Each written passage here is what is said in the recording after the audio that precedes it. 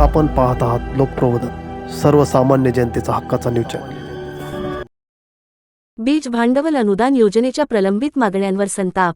महात्मा फुले मागासवर्ग विकास महामंडळाच्या बीज भांडवल योजनेचा लाभ वर्षभर उलटूनही मिळालेला नसल्याने संताप व्यक्त केला जात आहे।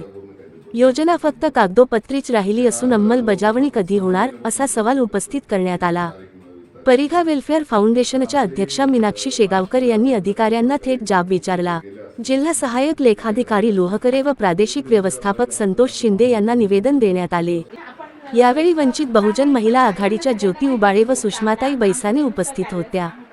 अधिकाऱ्यांनी विलंबाचे कारण अप्पर जिल्हाधिकारी कार्यालयाकडून प्रक्रिया रखडल्याचे सांगितले। लाभार्थ्यांमध्ये नाराजी वाढत असून तात्काळ निर्णयाची मागणी होत आहे।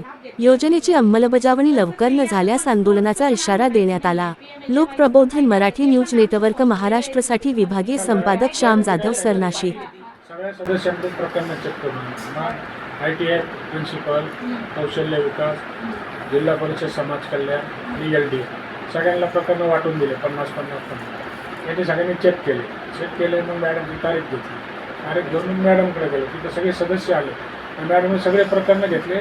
त्यांचं जे माणसं असतात समोर त्यांना तुम्ही चेक करा। या माणसांनी 2 दिवस प्रकरण ठेवले, चेक केले।